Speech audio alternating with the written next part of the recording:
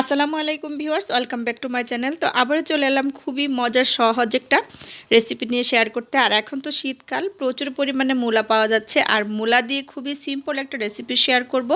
যারা কখনো মূলা খায় না তারাও কিন্তু আঙ্গুল চেটে পুটে খেয়ে নেবে। আর এই মূলার রেসিপিটা যখন আপনারা এভাবে করবেন, কেউ কিন্তু বুঝতেই পারবে না যে এটা মূলা দিয়ে করা। এতটা মজার হয়, রুটির সাথে ভাতের সাথে কিন্তু ভীষণ ভালো লাগে খেতে। তাহলে চলুন মূল রেসিপি। মূলা রেসিপিটা করার জন্য এখানে বড় বড় দুইটা মূলা নিয়েছি।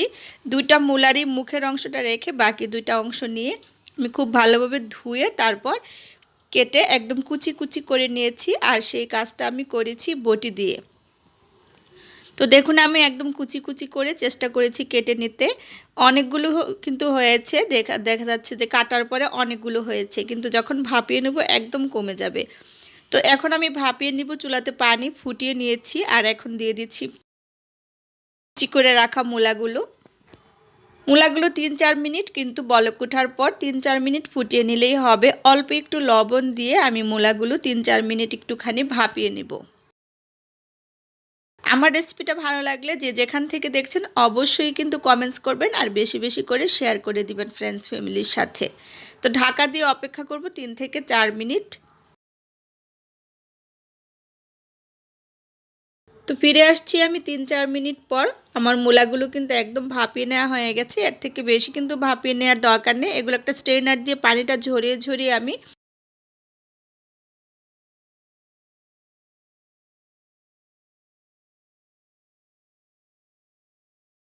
পেঁয়াজ কুচি দিয়ে দিলাম। আমি এখন কাঁচামরিচও দিয়ে দিচ্ছি পরিমাণ মতো। আর এই মূলার ভাজিটা কিন্তু একদম সিম্পল, সময় কম লাগে, উপকরণও কম লাগে, কিন্তু খেতে ভীষণ মজার হয়। অল্প একটু হলুদ গুঁড়ো দিয়ে দিলাম। আর অবশ্যই কিন্তু মূলা ভাজিটা করার আগে ভাপিয়ে নেবেন। আর ভাপিয়ে নিলে মূলা ভাজিটা খেতে অনেক বেশি ভালো লাগবে। আর পানি উঠবে না, একদম ঝরঝরে হবে।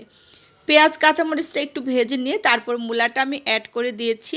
আর চুলার জালটা মিডিয়াম হাই হিটে রেখে মূলাটা ভেজে নেবেন, কারণ মূলাতে কিন্তু অনেক পানি থাকে। চুলার জালটা যদি কমিয়ে মূলাগুলো ভাজতে যান তাহলে মূলা ভাজিটা একদম গলে যাবে, খেতে ভালো লাগবে না, ঝরঝরে হবে না।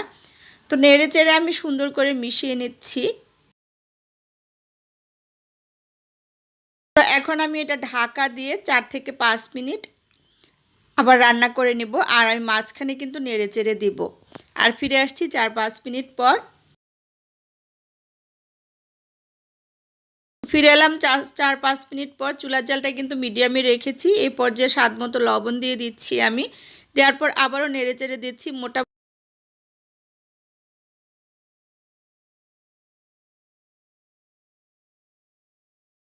খুব সুন্দর করে নেড়েচেড়ে দিয়েছি। এখন আমি আর ঢাকা দিব না। কিছুটা পেঁয়াজ কলি দিয়ে দিয়েছি আমি। অবশ্যই আপনারাও চেষ্টা করবেন এরকম কিছুটা পেঁয়াজ কলি দিতে, কারণ এখন তো অনেক পেঁয়াজ কলিও পাওয়া যাচ্ছে। আর পেঁয়াজ কলিটা দিলে কিন্তু খেতে ভীষণ ভালো লাগে এই মূলার ভাজিটা।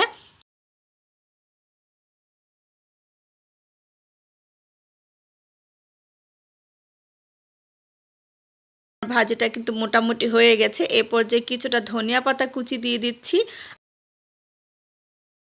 ধনিয়া পাতা কুচিটা দেওয়ার পর আমি 1 মিনিটের মতো এভাবে নেড়ে চেড়ে চুলা থেকে নামিয়ে নেব। আমার ভাজিটা একদম ডান হয়ে গেছে। আর গরম গরম এই ভাজিটা গরম গরম ভাতের সাথে রুটির সাথে কিন্তু খেতে ভীষণ ভালো লাগে।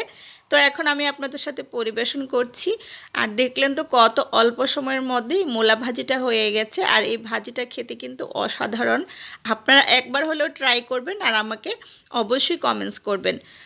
যারা ফেসবুক পেজ থেকে দেখবেন প্লিজ আমার পেজটা ফলো দিয়ে রাখবেন। আর যারা আমার চ্যানেল থেকে দেখবেন আমার চ্যানেলটা সাবস্ক্রাইব করে পাশে থাকা বেল আইকনটা ক্লিক করে দিবেন। আর মূলা ভাজির কালারটা দেখে বুঝতে পারছেন যে কতটা সুন্দর হয়েছে। তো আশা করি আমার রেসিপিটা ভালো লেগেছে। তো আজকের মতো বিদায় নিচ্ছি। আবারও দেখা হবে নতুন কোনো রেসিপি নিয়ে। সে পর্যন্ত সবাই ভালো থাকবেন, সুস্থ থাকবেন। আল্লাহ হাফেজ।